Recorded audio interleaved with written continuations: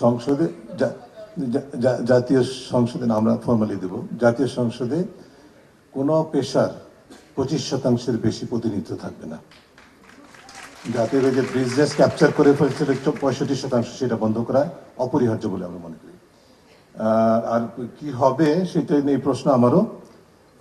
তবে at the end of the day বিশাল ডিসকাশনের বিষয়, প্রসেসটা তো বোধহয় বললেন। আমাদের সকলের সেটি প্রত্যাশা। আমি যে বিষয়টা ইতিমধ্যে সরকারকেও বলেছি, আমরা গণমাধ্যমকে বলেছি, আমরা যদি আমাদের সুপারিশের উপর ভিত্তি করে বা যেভাবেই হোক একেবারে বৈশ্বিক মানদণ্ডের একটা আইডিয়াল আদর্শ দুর্নীতি দমন কমিশন পেয়ে গেলাম, কোনো প্রকার প্রভাবমুক্ত কোর্টের আনকোর্ট হবে, কাজ করবে ইত্যাদি, এরকম একটা কমিশন ধরে নেই হাইপোথেটিক্যালি প্রতিষ্ঠিত হয়ে গেল।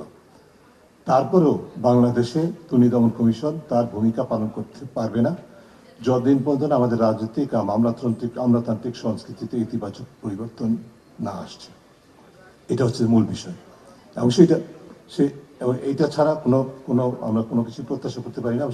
সেখানে মূল বিষয়টা হলো যে অনেক কিছুই শিক্ষা নেওয়ার আছে, কিন্তু আমাদের আমলাতন্ত্র আর রাজনৈতিক অঙ্গনে যদি বৈষম্য বিরোধী আন্দোলনের মূল মেসেজ, মূল বার্তা যদি তারা না গ্রহণ করে, যেটার দৃষ্টান্ত আমরা দেখছি না, দলবাজি, চাঁদাবাজি, দখলবাজি, আমলাতন্ত্রে ছুটাছুটি যেগুলো চলছে, সেগুলো যদি মানে সামনে যেটা আসবে নির্বাচনের পর, যখনই নির্বাচন হোক, সেটারই ইঙ্গিত বহন করে, যেটার সম্ভাবনা খুবই ঝুঁকি সম্ভাবনা বেশি দেখছি, তাহলে আমাদের এই সব ঘুরে ফিরে একই পেশার মধ্যে আরও আমাদেরকে লেগেই থাকতে হবে। দুর্নীতি বিরোধী চাহিদা আমাদের চলমান থাকবে।